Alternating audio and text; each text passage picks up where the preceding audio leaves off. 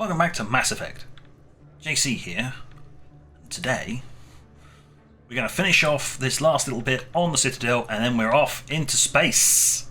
Space! And we're going to try and do a main mission and promptly get my ass handed to me because I don't have any real gear or anything like that. It's going to be fun. At least I should be able to pick up some decent stuff, though.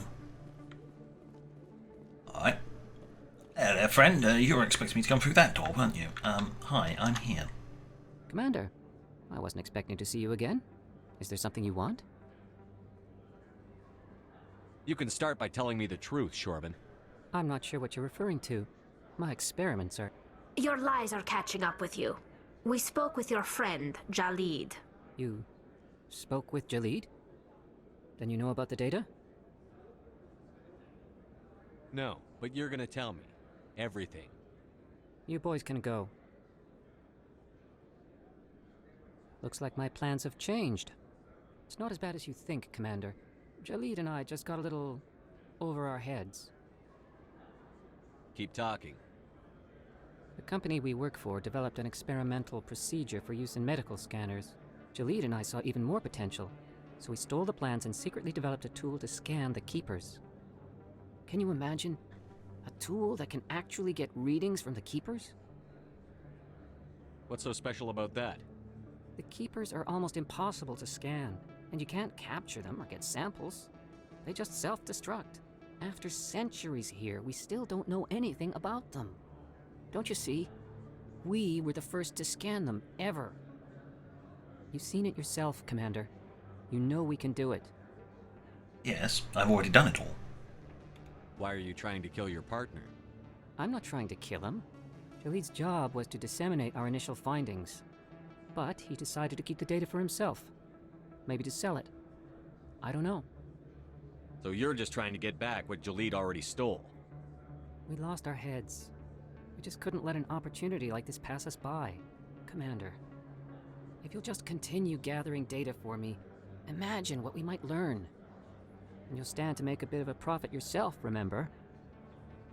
I've already done it all. I suppose a little scanning here and there won't hurt anyone? Very good. Maybe if you wouldn't mind speaking with Jalid. The data you're gathering for me is useless if Jalid won't help me analyze it. All right. I'll go have a chat with him right now. Thank you. And happy scanning, Commander. I mean, I've already scanned them all. We'll have a chat with him, and it's basically like, yeah, he's not trying to kill you. It's like, dude, you're paranoid. He's not trying to kill you. Whoop whoop. It's like, now then, if you'll stop delaying my exit from the Citadel, I would extremely appreciate it. I have space things to do. Yep. Ward, seasick. I've walked around this place far enough, I'll use the rapid transport system now. I'm done. Done. Straight ahead. Yeah, straight ahead. Up. You go down the stairs to the requisition officer. Up the stairs. It's not like I can actually afford anything. Hello. Hello again. Did you have any luck finding Shorban? Oh yes. I found out you've been lying to me, Jalid. Lying? Why would I lie to you? What about the Keeper data? He told you? I didn't mean for any of this to happen. I was afraid Shorban would kill me to get the data, so well, I was hoping you'd take care of him.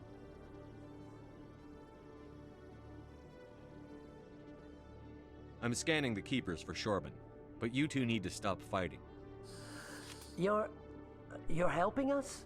But, well, if you say so. Well, if Shorban can forgive and forget, then so can I. I appreciate the help, Commander. I better go get that data analyzed. Yes. And done. There we go. Job done.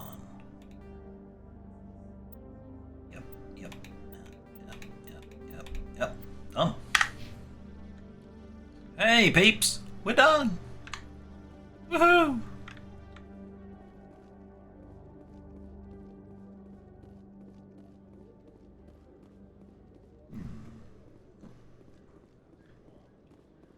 Still want some better armor and weaponry, but you know, I can't afford that. I mean, the best thing would be to get the Spectre gear, but nope. That's got so many digits in it, it's incredible. No. Commander. Show me what you've got. I'll open the rare stocks for you, Commander. Enjoy. Thank you very much. See, I want one of those, but it's got some. It's got more zeros in it than my entire balance.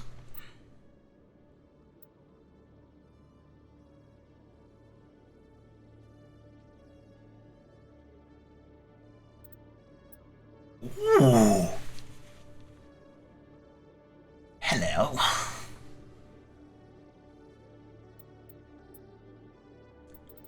Right, compared to my current one, it's got less damage protection, more shields, more.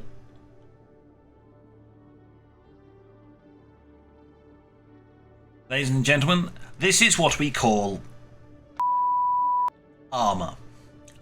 Utterly garbage. Why is that even in the game when a tier 1 is better than it? Why? What? Why?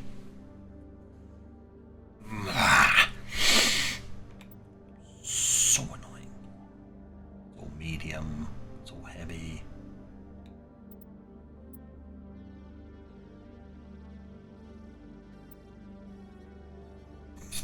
Look, that's tier 4, and it's still on par. It's like, what? Is there actually any difference between the two of these? No. No. Stat-wise, there is zero difference between Onyx and Hydra. What's the point? Just not like I can afford it.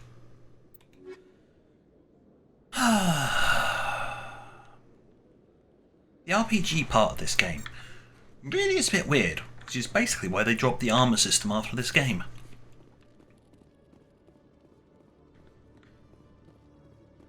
Just doesn't. It's just weird. It's strange. The Geth are attacking, and everyone around here is still worried about ordinary business. It is necessary, Chief Williams. Even if it comes to a full-scale war, someone has to provide food to eat and a home to return to. Yup, that'll become vastly more apparent later on. Also, of course, everybody has it here nice and cushy, and they don't give a flying sod. Standard issues. Somebody else's problem. No. I'd like to return. I'd like to board Normandy, please. Thank you. Stand by, shore party. Decontamination in progress. I heard what happened to Captain Anderson. Survives 100 battles and then gets taken down by backroom politics. Just watch your back, Commander. Things go bad on this mission, you're next on their chopping block. Captain Anderson should be the one in charge. It's like I'm stealing the ship from him. Yeah, the captain got screwed, but it's not like you could have stopped it. Nobody's blaming you. Everyone on this ship's behind you, Commander. 100%. Intercom's open. If you got anything you want to say to the crew, now's the time.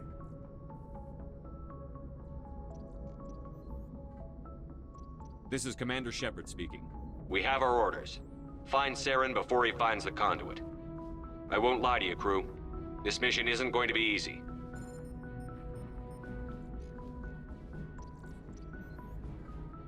For too long, our species has stood apart from the others. Now it's time for us to step up and do our part for the rest of the galaxy. Time to show them what humans are made of. Our enemy knows we're coming. When we go into the Traverse, Saren's followers will be waiting for us. But we'll be ready for them, too. Humanity needs to do this. Not just for our own sake, but for the sake of every other species in Citadel space. Saren must be stopped. And I promise you all, we will stop him. Well said, Commander. Captain will be proud. The captain gave up everything so I could have this chance. We can't fail. Yes, sir. Rawr! Random motivational speech. Check. Woo. Windows. There's a whole joke about Windows later on. No, really, there is a joke later on in the franchise about Windows. Not the operating system, the actual holes in a ship. Yeah. Something about a tactical weak point. Right, let's have a chat with Presley because we weren't able to last time. If anyone has to take over for Captain Anderson, I'm glad it's you. I'm not sure about having non-humans on our ship, though. We're all on the same team here, Presley. With all due respect, sir, that's what they said about Nihilus. Look how that turned out. He was shot in the back of the head by a friend. What's that got to do with anything? Speak freely, Presley. I want to know if you have a problem with non-humans. It's not that, Commander. Humanity has always handled its own problems. Saren attacked one of our colonies. We should be the ones to stop him. We don't need their help. Some people think asking for help is a sign of weakness. That's just being stupid and stubborn. No matter how strong you are, allies can make you stronger. I guess so. Maybe I'm just stuck in the old ways of thinking. But don't worry, Commander. This won't be a problem. How did you end up assigned to the Normandy?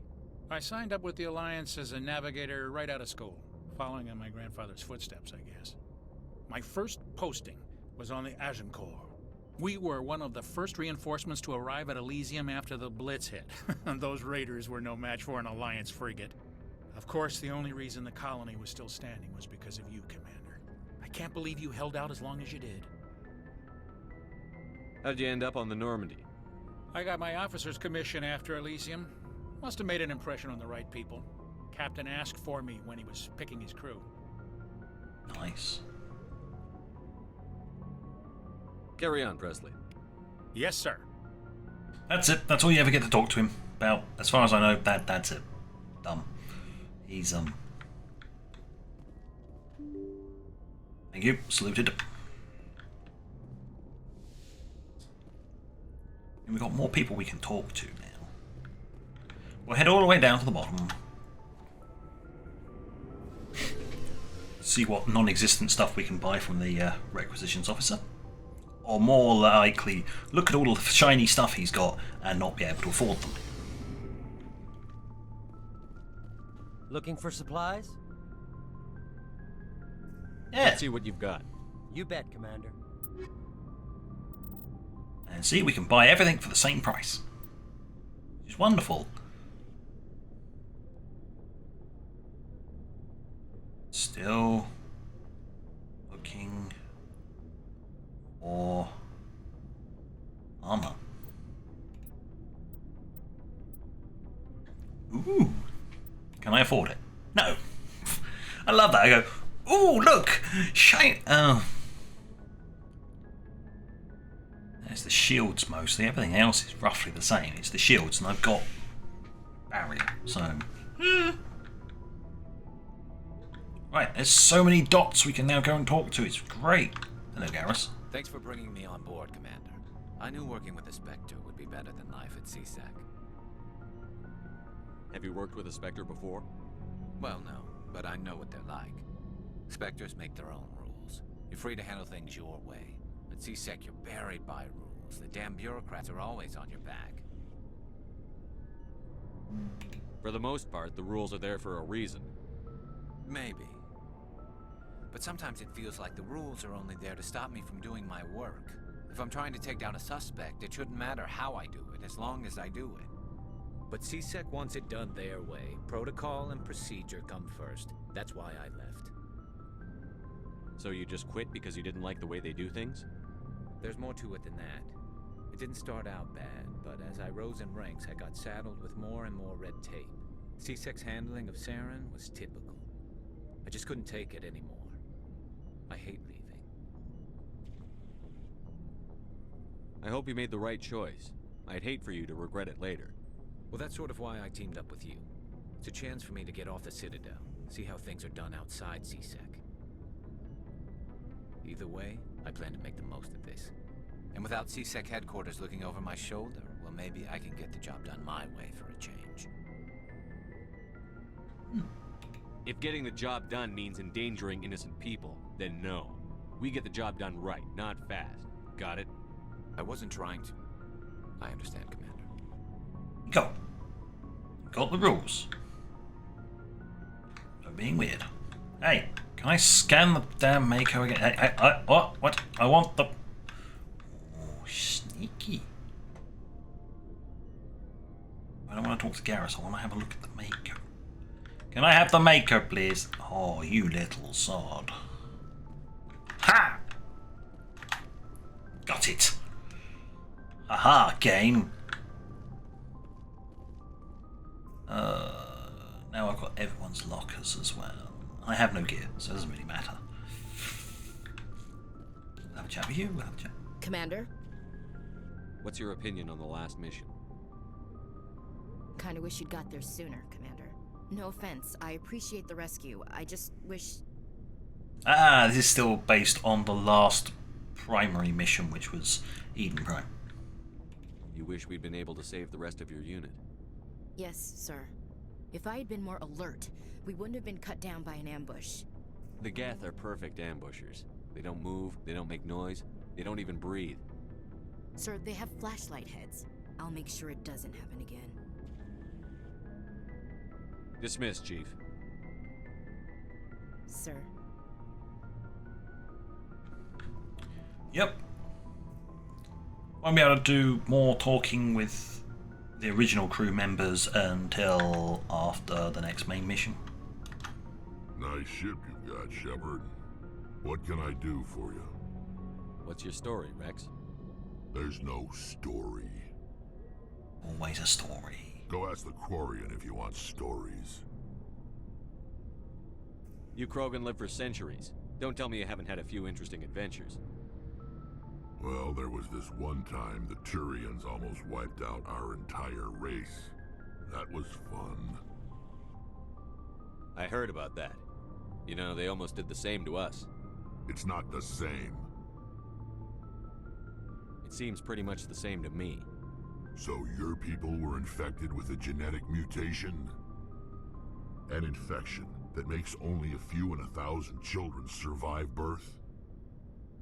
And I suppose it's destroying your entire species? I suppose it isn't all the same. I don't expect you to understand, but don't compare humanity's fate with the Krogan. I was just making conversation. I wasn't trying to upset you. Your ignorance doesn't upset me, Shepard. As for the Krogan, I gave up on them long ago. The genophage infected us, but it's not what's killing us.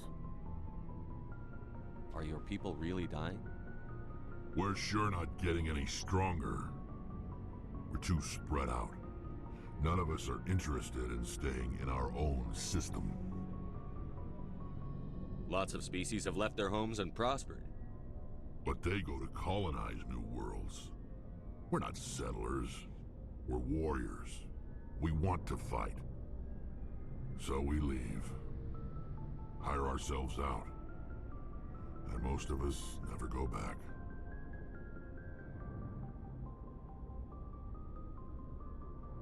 What can you tell me about the genophage? Ask the Solarians if you want details. They made it. All I know, it makes breeding nearly impossible.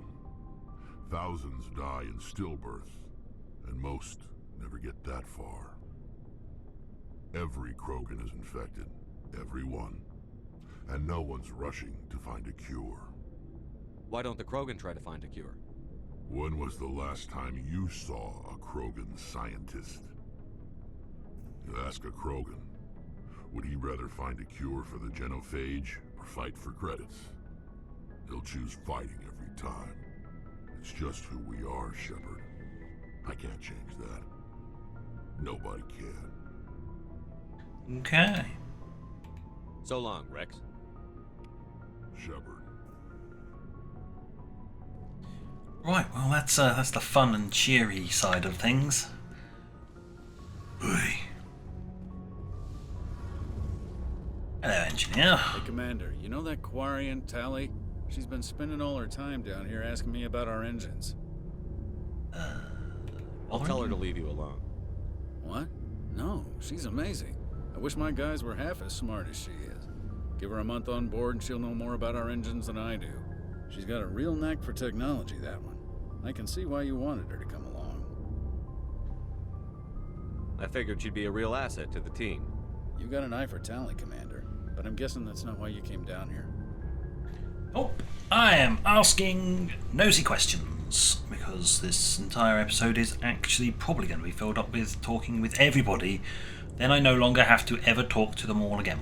Fill me in on the IES stealth systems. How does it work exactly? I wasn't able to talk to Can't them hide last the time. ship out in space. They emit too much heat and radiation. Too easy for sensors to pick them up, unless you find a way to capture those emissions. So our stealth systems trap the energy we give off in storage sinks built into the ship itself. No emissions to give away our location. Eventually the sinks have to be vented. More than a few hours silent running and they overheat. Cook us inside our own hull.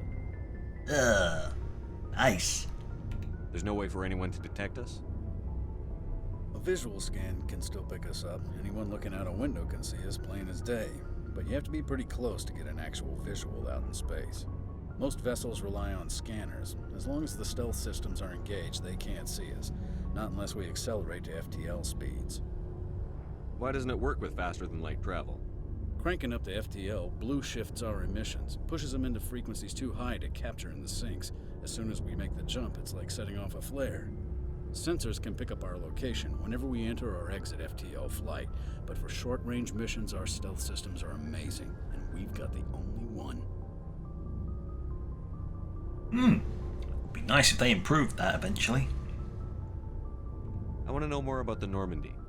She's the best ship I've ever served on, probably the fastest vessel ever designed, and she's the only one using the new Tantalus drive core. What's so special about the Tantalus drive core? Proportionally, it's about twice the size of any other vessel. Not only are we faster, but we can run at FTL speeds longer before we have to discharge the core. Where else have you served, Adams? If you name a class of Alliance ship, I've probably served on it. Everything from dreadnoughts and carriers right down to frigates like the Normandy. My last assignment was on the Tokyo, only a cruiser, but she was a good ship. Couldn't hold a candle to the Normandy, though. Carry on, Adams. Aye, aye, Commander. Right. Hello. Your ship's amazing, Shepard. I've never seen a drive core like this before. I can't believe you were able to fit it into a ship this small. I'm starting to understand why you humans have been so successful. I had no idea Alliance vessels were so advanced. Well, that's because we can, you know, we've got these things called sardines and cans. We really know how to pack things in. But also, this is special. The Normandy's a prototype. Cutting-edge technology. A month ago, I was patching a makeshift fuel line into a converted tug ship in the flotilla. Now, I'm sitting on board one of the most advanced vessels in Citadel space. I have to thank you again for bringing me along. Traveling on a vessel like this is a dream come true for me. I had no idea you found ship technology so interesting. It comes with being a Quarian. The migrant fleet is the key to the survival of my people. Ships are our most valuable resource. But we don't have anything like this. We make do with cast-offs and second-hand equipment. We just try to keep them running for as long as we can. Some of the fleet's larger vessels date all the way back to our original flight from the Geth. I can't believe your fleet's still using ships that are 3 centuries old. They're constantly being repaired, modified, and refitted. They aren't pretty, but they work, mostly. We've tried to make ourselves as independent as possible on the flotilla, grow our own food, mine and process our own fuel. But some things we just can't make on our own. A patch to maintain the hull integrity requires raw materials we just don't have. That's why our pilgrimages are so important. Huh. I think I've gone over these, but we'll go over them. Tell me about your people. Our lives aren't easy. Resources are scarce, and we are constantly on the move. Everything we do must in some way contribute to the continuation of the migrant fleet. There are 17 million Quarians in the flotilla, and each of us relies on the others for survival. The bonds among my people are strong. Unfortunately, we have had to surrender many of the freedoms and civil liberties other species take for granted. What kind of freedoms? Well, it's illegal for parents to have more than one child. If our population grows too much, it would strain our resources to their breaking point. Of course, we also can't allow our numbers to become too few. If our population is in decline, the rule against single births is temporarily repealed. In extreme cases of population decline, incentives are even offered to encourage multiple births, though the Conclave hasn't had to take such measures in nearly a century. That's your government. The Conclave is our civilian branch of government. Each ship can elect a representative to serve on the Conclave and make decisions that affect the fleet as a whole. On matters that affect an individual ship, however, the captain has the final say. It's a tradition that dates back to the early days, when the fleet was governed by martial law. Fortunately, most captains nowadays are smart enough to have an elected council from their crew to give them advice and guidance.